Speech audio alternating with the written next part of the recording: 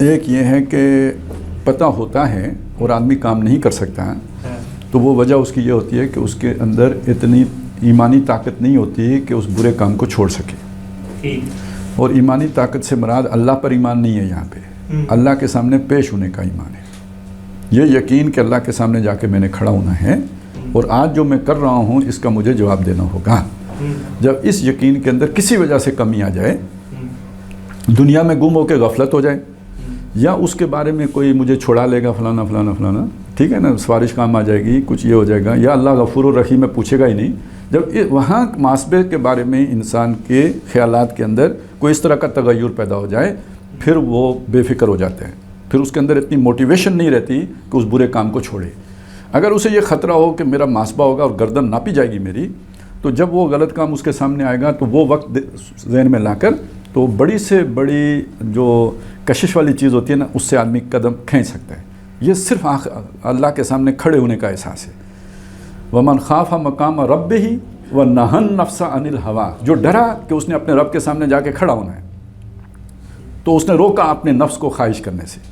اگر یہ نہ ہو تو انسان سرکش ہو جائے گا۔ إِنَّ الْإِنسَانَ لَيَطْغَىٰ، انسان طغیانی پہ آ جاتے ہیں۔ الرَّآهُ اسْتَغْنَىٰ، جب وہ دیکھتا ہے پکڑنے والا کوئی نہیں۔ إِنَّ إِلَىٰ رَبِّكَ الرُّجْعَىٰ، لیکن اسے سیدھا رکھتا ہے کہ تیری مراجعت جو ہے نا تیرے رب کے سامنے ہونی ہے۔ تو یہ جو غالب صاحب کا بھی یہی مسئلہ تھا کہ جانتا ہوں ثواب طاعت و زہد پر طبیعت ادھر نہیں آتی، تو طبیعت ادھر اس لیے نہیں آتی کہ بدمعاش آدمی کو آخرت کی فکر نہیں ہوتی۔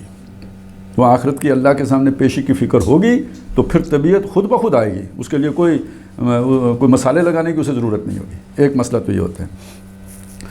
دوسرا جو آپ نے اسی کے اندر دوسری بات بھی کہہ دی کہ بندہ کہتا ہے میں غلط نہیں ہو سکتا، تو یہ اصل میں بیماری کی علامت ہے۔ یہ بیماری یعنی ہم اسے سادہ انداز میں کہہ سکتے ہیں غلط فہمی ہے، انسان اپنے آپ کو پرفیکٹ سمجھتا ہے یہ وہ، لیکن میں نے بیماری جان بوجھ کے کہا کیونکہ قرآن کہتا ہے فی قلوبہم مرض فزادہم اللہ مرضا، کہیں کہتا ہے فی قلوبہم زیغ، یہ مختلف الفاظ قرآن مجید استعمال کرتا ہے۔ یہ کیا چیز ہے؟ یہ ایسی دوہری شخصیت کہ جسے اپنے آپ کو پہچاننے کا وہ نہیں ہوتا، شعور نہیں ہوتا۔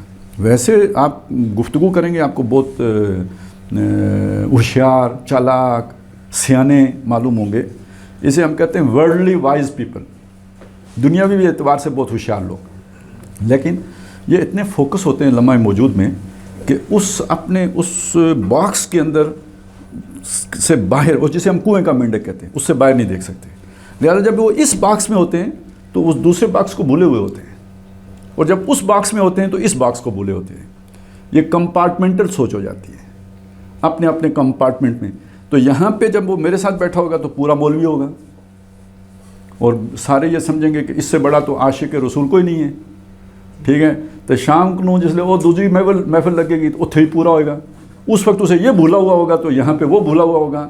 اب یہ ہیں اصل میں اسپلٹ پرسنالٹی، آج کل سائیکالوجی میں یہ ڈسکس ہوتی ہے۔